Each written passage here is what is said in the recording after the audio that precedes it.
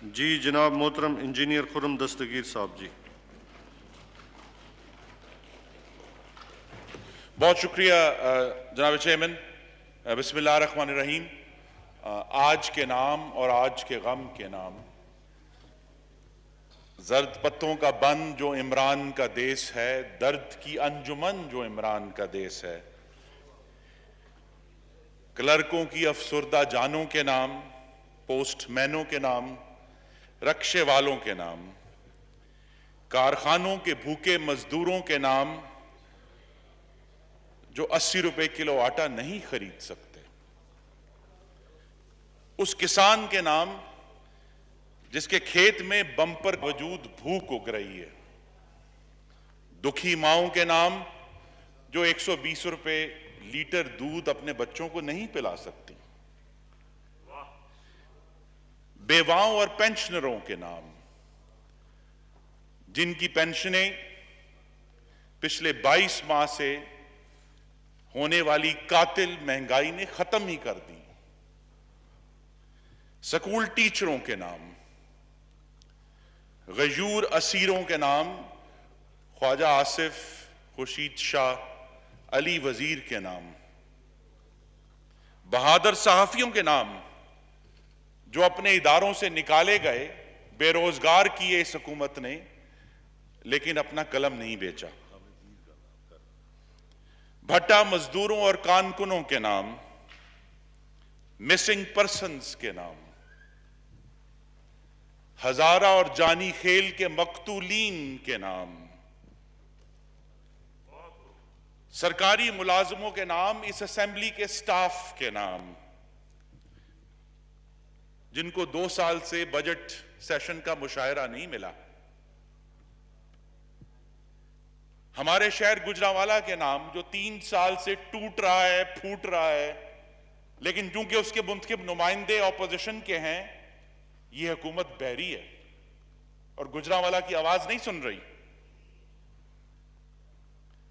नवाज शरीफ के नाम जो दहशतगर्दी के खून और लोड शेडिंग के अंधेरे में डूबे मुल्क को रोशन और पुरअमन कर गया, जो टारगेट किलिंग वाले कराची को पुरअमन कर गया, नवाज शरीफ के नाम, अवाम के नाम जो वोट की लगन लेकर अपनी इज्जत का मुतालबा करते हैं, उस अवाम के नाम जो 1 किलो चीनी के लिए रमजान में 4-4 घंटे 20 रुपए बचाने के लिए चिलचिलाती धूप में खड़े रहे, उस अवाम के नाम, और उस आईन पाकिस्तान के नाम जिसके इब्तदाइया में वादा है कि इक़्तिदार आला इस मुल्क का अल्लाह ताला के बाद मुंतखब नुमाइंदों के हाथ में होगा, आईन पाकिस्तान के नाम। जनाब स्पीकर, आज जब 3 साल हो गए इस हुकूमत को, तो दीवार पर लिखा है कि हाइब्रिड निजाम का तजर्बा इमरानी नाकाम और नामुराद हो चुका है, क्योंकि यह इमरानी महल 3 दीवारों पर खड़ा है।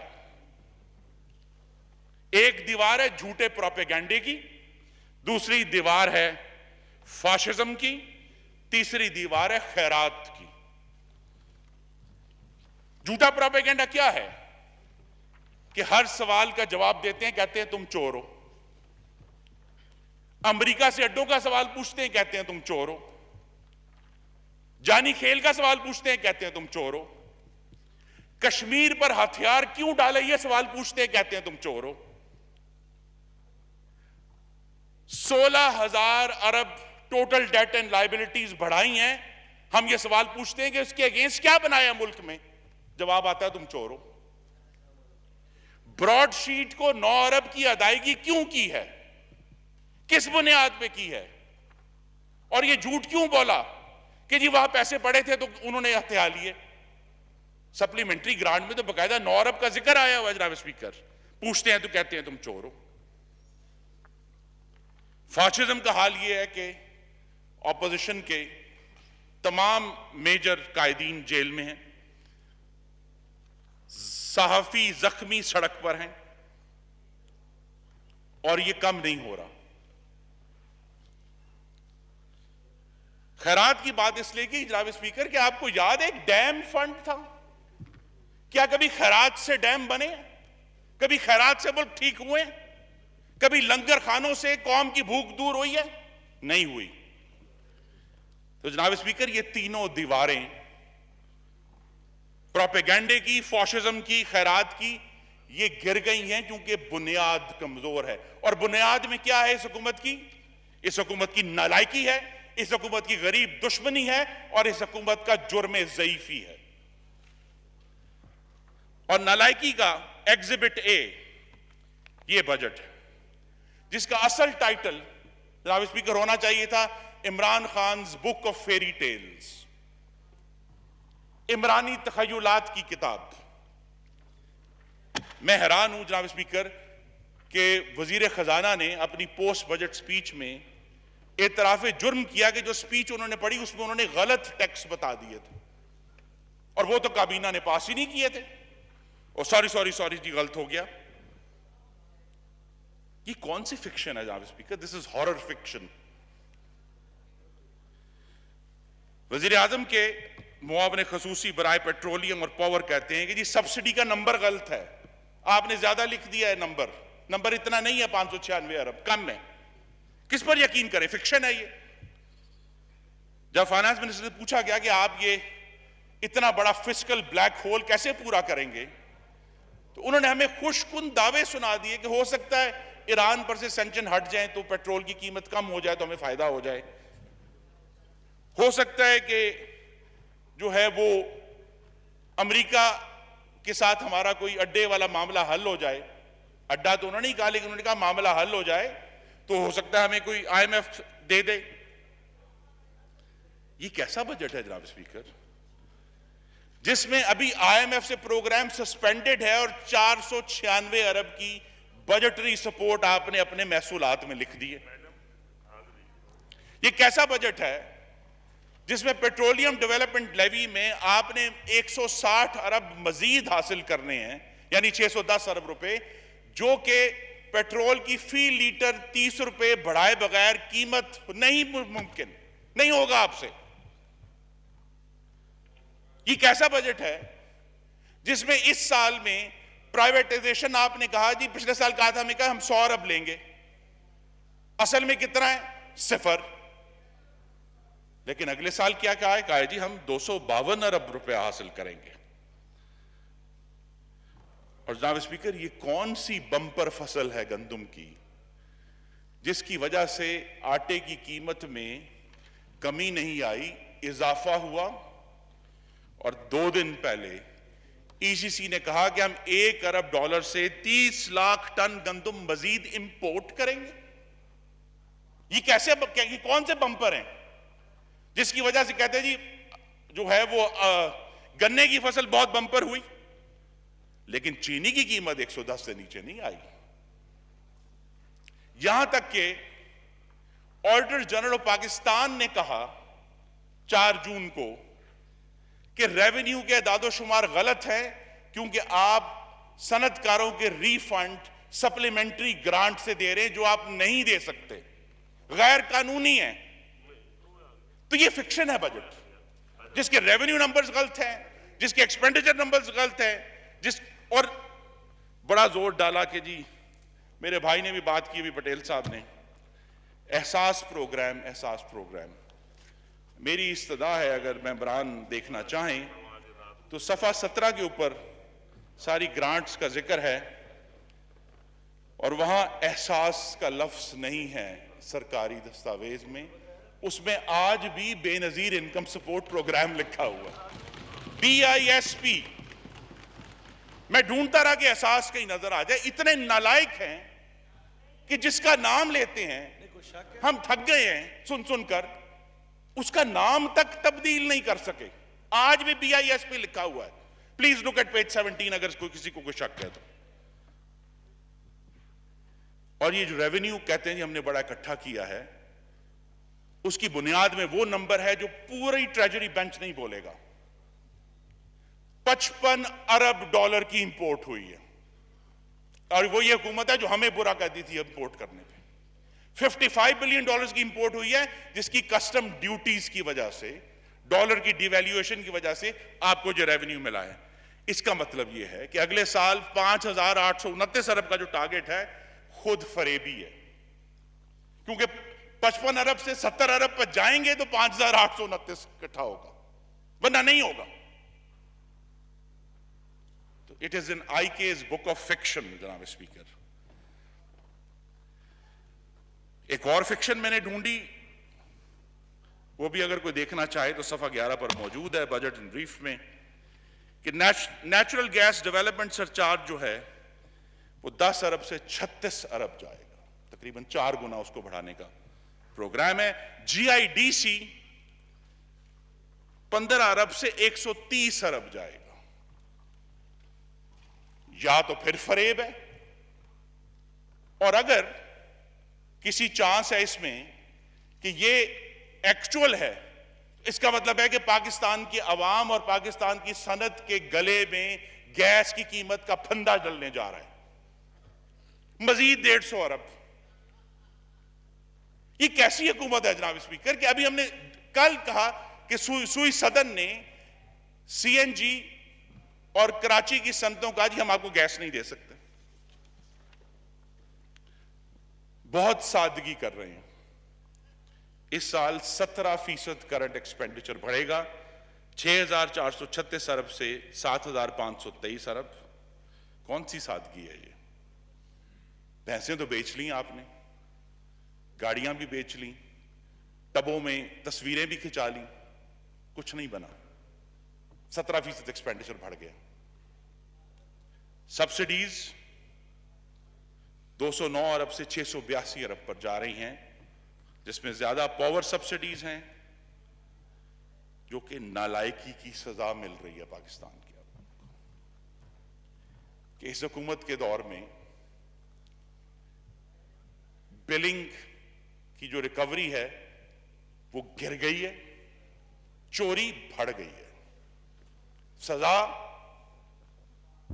पाकिस्तान के अवाम को मिल रही है। फाइनेंस डिवीजन ने ये कहा है कि जी हम 19 अरब से 123 अरब पे अपना डेवलपमेंट एक्सपेंडिचर ले जा रहे हैं। ये अगर वजीर खजाना यहां होते तो मैं उनसे जरूर पूछता कि आपको अचानक फाइनेंस डिवीजन को डेवलपमेंट एक्सपेंडिचर की क्या जरूरत पड़ गई। लेकिन जो बड़ा अहम सवाल बार बार उठाते हैं वो ये है कि जी 30,000 अरब का कर्जा छोड़ कर गए, 30,000 अरब, 30,000 अरब टोटल डेट एंड लायबिलिटीज हैं ये पाकिस्तान के। जब मुस्लिम लीग नून ने अपनी हुकूमत खत्म की, जनाब चेयरमैन मेरे तमाम मेंबरान से इस्तदा है कि वो नंबर एक अहम है। 29,879 अरब की टोटल डेट एंड लायबिलिटीज थी पाकिस्तान की, जो कि 31 मार्च 2021 को बढ़कर 45,470 हो गई। और ये समझते हैं कि सारे शायद जाहिल हैं इनकी तरह। जनाब स्पीकर, ये नेट फिगर है, ये कर्जा वापस करके जो कर्जा बढ़ा है ये वो फिगर है। तो मेरा सवाल इनसे ये है कि इन्होंने 31 मार्च 2021 तक 15,591 अरब के कर्जे लिए हैं। उन कर्जों से बनाया क्या है आपने? कौन सी ईंट लगाई है? कौन सी बंदरगाह बनाई है? कौन सी ट्रांसमिशन लाइन बिछाई है? जो मटियारी लाहौर लाइन थी वो वहीं रुकी हुई है 3 साल से। कौन से डैम बनाए हैं आपने? उसकी पेमेंट भी नहीं कर रहे। और कमाल ये है कि जो नालायकी का सबसे बड़ा इश्तिहार इन्होंने लगाया अपने पहले साल में, उसकी कीमत गालिबन हमारी नस्लें अदा करेंगी कि 13.25% इंटरेस्ट रेट रेज किया, जिसने यकमुश्त पाकिस्तान की इंटरेस्ट पेमेंट्स डबल कर दी 1,500 से 3,000 अरब तक। पाकिस्तान में हॉट मनी आया, तबाही की। उस 13.25% पे शॉर्ट टर्म डेट को लॉन्ग टर्म डेट पे फ्रीज किया, 700 अरब रुपए का नुकसान पहुंचाया है। और सर्कुलर डेट की कहानी तो अब ज़द-ए-आम होनी चाहिए, क्योंकि यह भी इनकी नालायकी का इश्तिहार है कि वो सर्कुलर डेट जब 1,056 अरब पर छोड़ गए थे, वो आज 2,500 अरब से तजावज कर चुका है। बताएं ना क्यों? इनसे रिकवरी क्यों नहीं होती? इनसे चोरी क्यों नहीं रुकती? क्योंकि ये खुद माफिया के सरपरस्त है और नालायक है। तो नालायकी और माफिया सरपरस्ती का एक जहरीला मुरक्कब है जो 1500 अरब रुपए की सूरत में हमारे सामने आ गया है।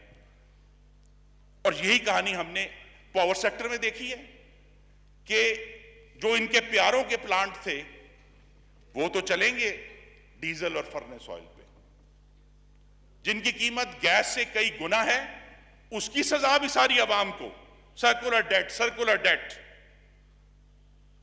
नतीजा क्या है?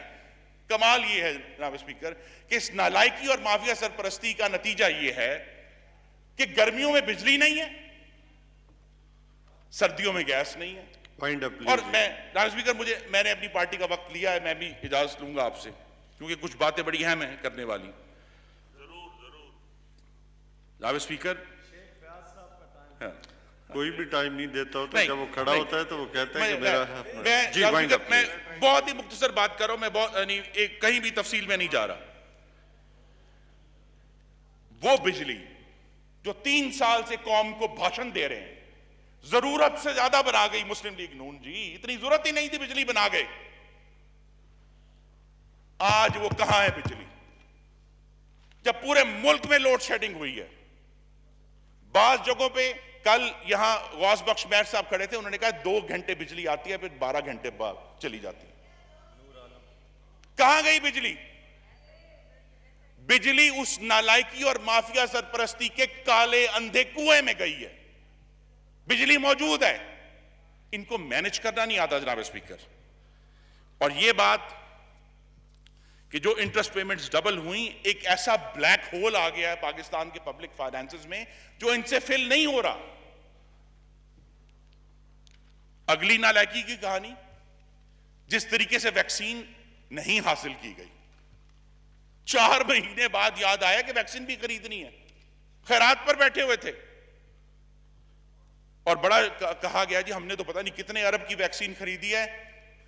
जनाब स्पीकर, आज मेरे शहर गुजरांवाला में अगर कोई वैक्सीन लगवाने जाए, वैक्सीन मौजूद नहीं है, खत्म हो गई पाकिस्तान में।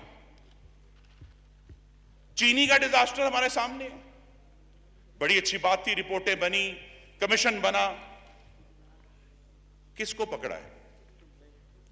जहांगीर तरीन साहब का जो केस जब एफआईए में लगा, एफआईए ने बहुत ही ताबेदारी से कहा जी हमने तो गिरफ्तार नहीं करना। स्पीकर, मुझे वक्त चाहिए कुछ इस मामले में। हाँ, 5 मिनट और दे दे मुझे, ठीक। तो जनाब स्पीकर, एक ऐसी नालायकी की दास्तान है कि वजीर आजम की सिफारिश पर जो सदर मुमलिकत ने इकदामात किए हैं, इलेक्शन कमीशन ऑफ पाकिस्तान के मेंबर्स लगाए, हाई कोर्ट ने बाहर फेंक दिया। चीफ ऑफ आर्मी स्टाफ की एक्सटेंशन की, सुप्रीम कोर्ट ने बाहर फेंक दिया। काजी फाजिज़ को रेफरेंस किया, सुप्रीम कोर्ट ने 1 दफा नहीं 2 दफा उठा के बाहर फेंका। नेशनल फाइनेंस कमीशन नोटिफाई किया, हाई कोर्ट ने उठाकर बाहर फेंक दिया। सेनेट में सीक्रेट वोटिंग के ऊपर रेफरेंस भेजा, कोर्ट ने उठाकर बाहर भेज दिया। तो कौन जिम्मेदार है इस एपिक इनकॉम्पिटेंस का? There is epic incompetence at the top of this government sir, और उसका कोई इलाज नहीं कर रहा। और यहां इस फ्लोर पे इतना बड़ा जुर्म हुआ जिसकी किसी को सजा नहीं मिली कि बड़े हमारे मोहतरम वजीर हैं, उन्होंने पाकिस्तान की एविएशन इंडस्ट्री का अपने एक बयान से बेड़ा गर्क कर दिया, और कई सालों तक वो बेड़ा गर्क नीचे से उठना नहीं है। तो किसी को तो आप पूछें, किसी की तो सजा लें। और जब स्पीकर, जिस बात में मैंने खत्म करना है वो ये है कि आपने गरीब को मार दिया है। आपके अपने इदाद शुमार कह रहे हैं, हर हफ्ते जो सेंसिटिव प्राइस इंडेक्स है for the lowest income group, वो मुस्तकिल 20% औसत पर जा रही है। पाकिस्तान के अवाम तो भूखे हैं। और वो मैंने कुछ दिन पहले इसको कहा भी था कि 1 किलो आटा 80 रुपए, 1 किलो चीनी 100 रुपए, 1 किलो दाल मूंग 200 रुपए, 1 किलो घी 300 रुपए। ये बुनियादी 4 चीजें हैं, 680 रुपए की आज अवेलेबल हैं। मुस्लिम लीग नून के दौर में 347 रुपए की थी according to Pakistan bureau of statistics. 96% इजाफा हुआ है। जब ओवरऑल एवरेज की जाती है तो कहते हैं 30% है। नहीं, जो बुनियादी चीजें पाकिस्तान के अवाम अपने बच्चों को खिलाते हैं उनमें 96% इजाफा हुआ है 3 सालों में। और क्या वेजेस राइज हुई? नहीं, real wages have declined 6 to 18%। और जनाब स्पीकर, मैं अब खत्म पे आ रहा हूं कि इस ऐवान में इनके वजीर फूड सिक्योरिटी ने 17 जुलाई को फरमाया कि हमने 60 लाख टन गंदम परचेज की, but nobody knows where it has gone, vanished in the market. अब स्पीकर, ये वजह है आज 80 रुपए किलो आटा की। वो गंदम वैनिश नहीं हुई, पाकिस्तान से स्मगल हुई। ये आफत नागहानी नहीं है जनाब स्पीकर, आफत इमरानी है जो इस कौम पर टूटी है। और इसीलिए ये जो इशू है कि इस बजट में जो सारा इस हुकूमत का दारो मदार है, वो कहते हैं हमने टैक्स नहीं लगाया, सेल्स टैक्स लगाया है। जिन पर कम सेल्स टैक्स है 17% कर दिया, डब्बे के दूध का, चिकन फीड पे, बनोला घी पे, सनती प्लांट मशीनरी पे, पोल्ट्री फार्म मशीनरी पे, सोयाबीन पे, चीनी पे, पैकेट बंद मक्खन पे, गंदम पे टर्नओवर टैक्स लगा दिया। कहते हैं हमने टैक्स को नहीं लगाया। जनाब स्पीकर, ये बजट महंगाई के पहले से भड़कते तंदूर को मजीद भड़का देगा और पाकिस्तान के अवाम को इसमें जला देगा।